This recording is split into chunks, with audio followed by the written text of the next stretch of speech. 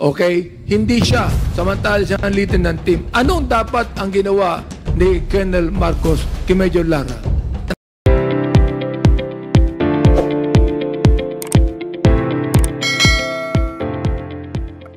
Namin na nakipag-join doon sa operation, outside perimeter security lang sila, sir. At naka-full battle gear kayong lahat. We were armed with M16 and our service firearms. Ayun. Oo. Full battle gear kayo, pito kayo, pumasok kayo para arrestuin ng isang tao. Sir. Opo, sir, pero hindi ako kasama sa pumasok, sir. Ang alam ninyo na merong tinatawag na agreement itong mga jail guards with the late mayor. Totoo ba yan? Yun po ang information, sir. Pero hindi nyo inaresto yung jail guards. Bali, sir, nung in-implement namin yung search warrant at present po doon sa gate ng Baybay Provincial Jail, ayaw po kami papasukin. Ang ginawa ng jail guard, nagkunyari lang, sir, na bubuksan niya, sir, yung padlock, pero nung pinasok niya, sir, yung susi, binali niya. So there was an intent to not let us in. So we used a reasonable equipment, yung bolt cutter, para po putulin po yung kadena ng gate. So we were compelled to restrain them.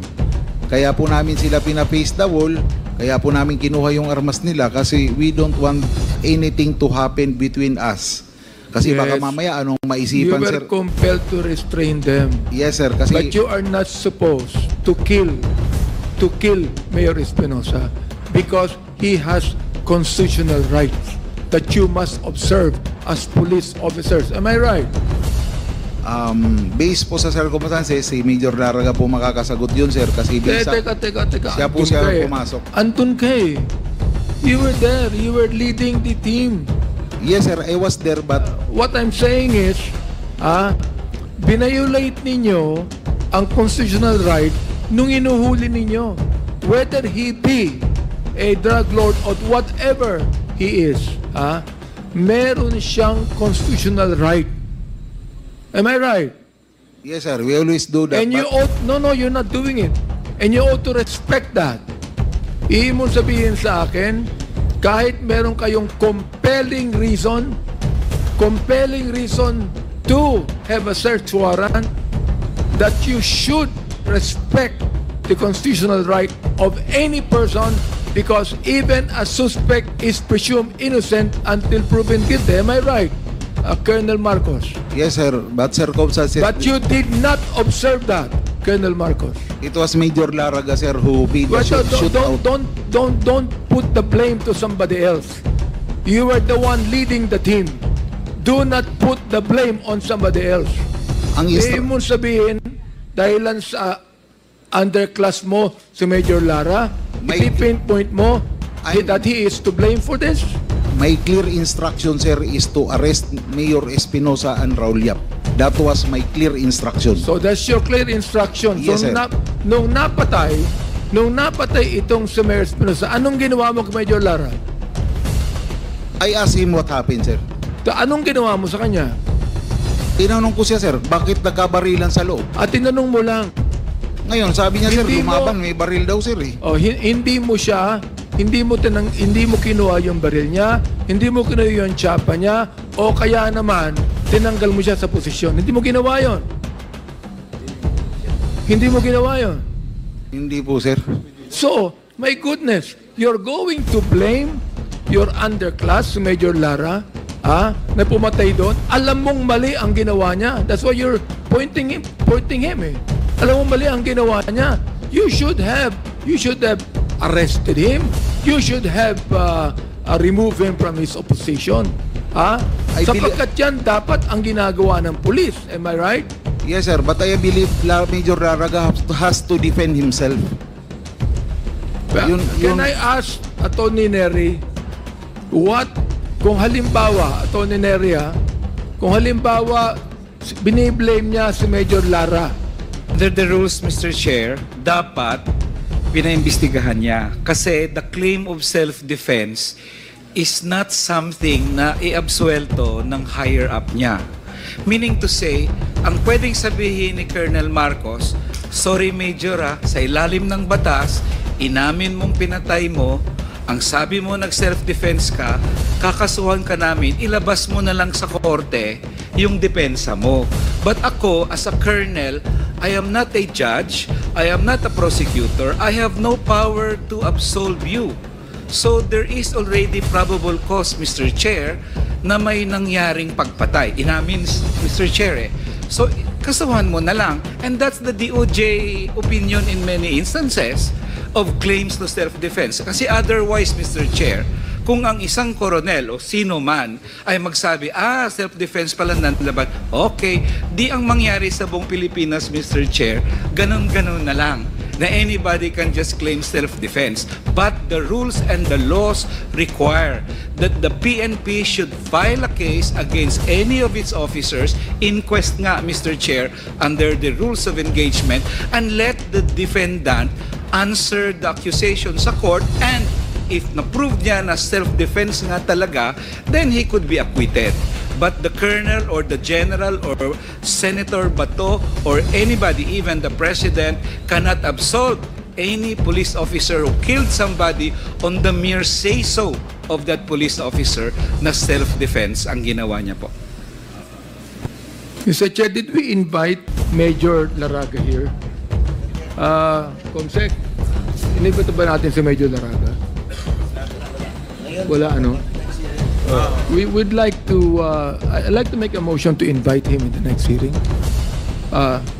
Comsec, please take note of the request of Congressman Abante, and kindly wrap up, Congressman Abante. So do you, Colonel Marcos, do you agree with the statement of Attorney Nery Colmenares?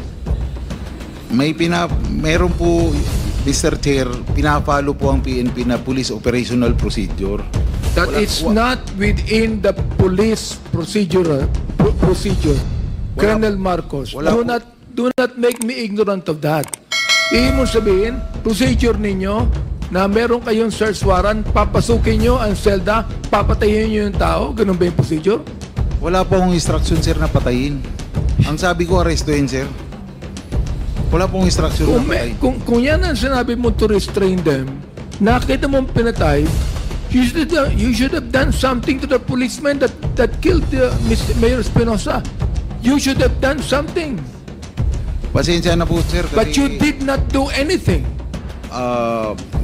Sabi ko nga po, sir, based on procedure sa PNP, wala naman pong sinabi na arestuhin ko yung kasamahan ko na nakapatay during police operation unless na there is probable cause that he made it with intent. Kumaga, may intention talaga siyang patayin. CHR, so you believe that the policeman violated his constitutional right and they are guilty of a human rights violation? Your Honor, yes, it is the stand of the Commission per its resolution in 2018 that Sir Marcos, as respondent in the case of the then now deceased Mayor Espinosa, violated the human rights of Mayor Espinosa due to the death resulting from the operation that they conducted inside the jail, Your Honor. I Yes, hope, Your Mr. Honor. Chair. Now, Colonel Leonardo, Colonel, this will be your last chance. Yung tatlo po, inamin na po ni Colonel Garma na nag-meeting kayo. Now, this will be your last. In this committee, to tell the truth, will you confirm that indeed Superintendent Padilla has a meeting with you in the CITG office? No, Mr. Chair. You deny. Yes, Mr. Chair. No meeting happened. No meeting happened. So these three witnesses and resource persons pointed to you that there is such a meeting happened, and you still deny. No meeting, Mr. Chair. With that, Mr. Chairman, I move to cite in contempt former Colonel Leonardo for evading, lying in this committee. Ang paghahayag kong ito ay maglalagay sa panganib hindi lamang sa aking buhay, kundi kasama din ng aking pamilya. Subalit ako ay may tungkulin na iwasto ang aking naging pagkukulang dahil ako ay nalinlang, kaya't panindigan at haharapin ko kung anuman ang kahantungan ng aking paglalahad ng katotohanan. Nakatanggap ako ng tawag mula kay Police Colonel Edilberto Leonardo na nagbababatid sa akin na mayroon siyang espesyal na proyekto na may kinalaman sa isang high-value individual dahil ang utos ay mula kay GM Garma, dating Colonel Rowena Garma. It was Colonel Leonardo who gave the instructions to Colonel Mendoza na galing daw sa iyo ang utos sa pagbaligpit kay General Barayuga. Nagulat lang po ako, Mr. Nagulat Chair. lang. I didn't expect it po. Ang Quad Committee ito ay concerned in aid of legislation. Hindi po natutulog ang hustisya. Together, we fight for dignity and honor. Those responsible for violence will face the consequences of their action.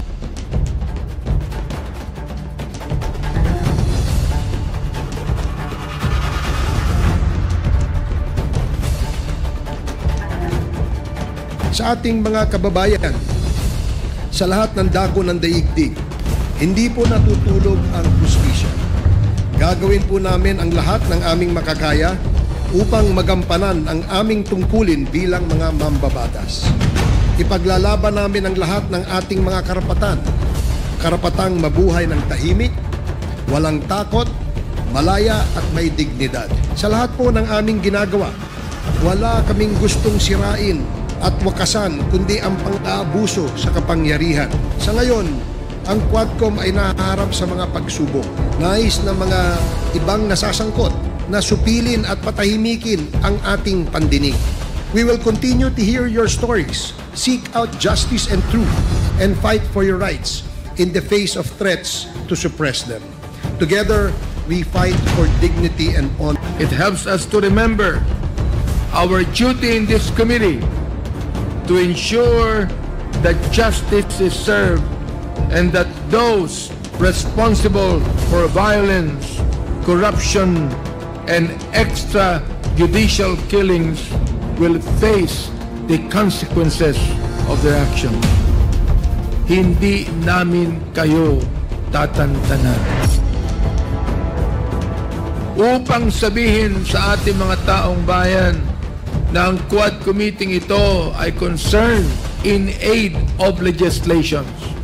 Ang mga tao na siyang guilty sa mga krimen na ito pang Quad Committee ay pwede rin namin gamitin in aid of prosecution.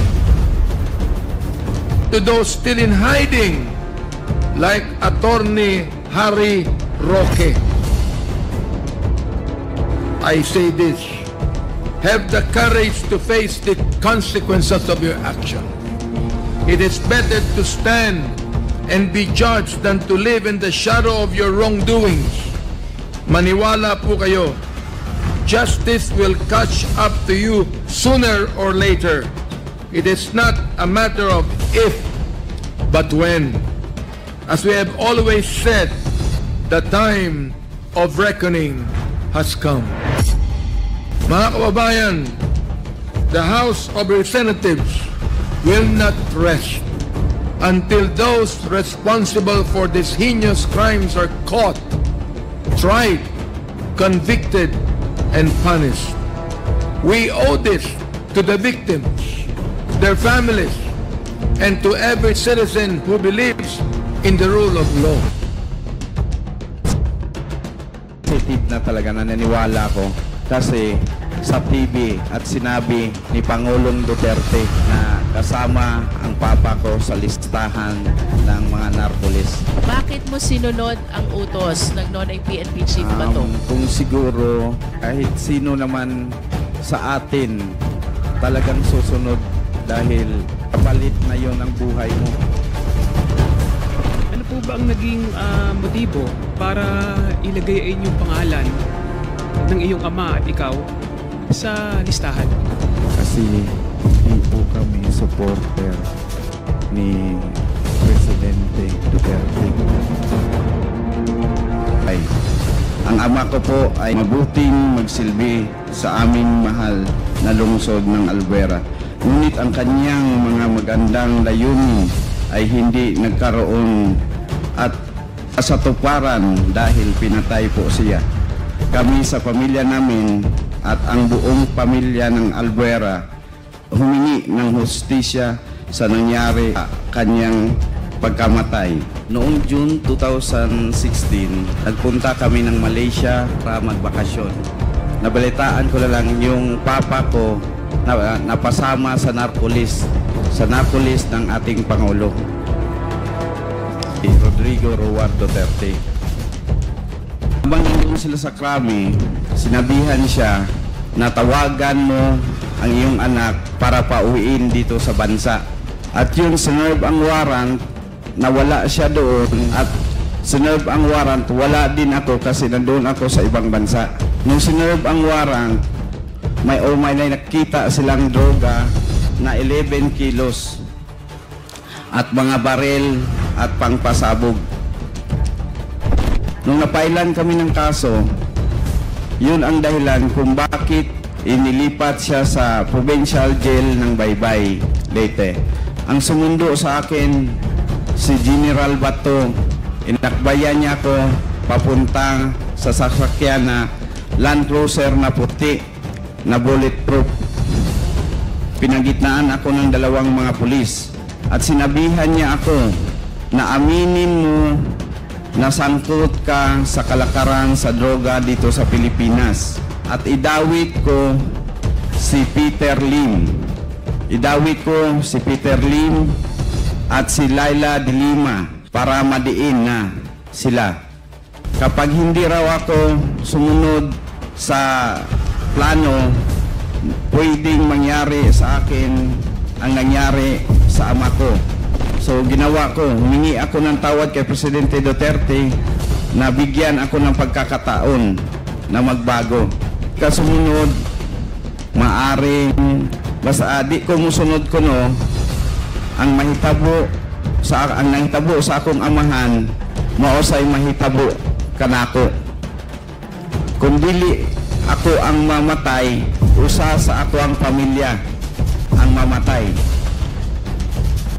So sabi naman ni Bato, Kerwin, para magkaintindihan tayo at para walang mangyari na masama sa iyo o sa pamilya mo o sa membro ng pamilya mo, sumunod ka na lang sa plano. Nag-usap kami ni Dayan, plinansya namin yung dapat naming sabihin sa Senado para magtugma ang mga lugar, pizza at kung ano pa. At pagkatapos nun, kinausap ako ni Sir Bato, yun na ang ilagay mo sa affidavit na kukunin ng mga PAO lawyer. Bago umalis si Sir Bato, sinabihan ako, ayusin mo kung ayaw mong may mangyari sa'yo. Dahil utos, kaya nagawa nilang yung operation na yun na ipin down ang papa ko. Tanggap naman natin kahit anong gawin ko pa, patay na yung papa ko. At ang hangad ko lang kung bakit ako nagpakita dito sa Quadcom, nagbaka sakali ako na makamit namin ang hustisya ng aking ama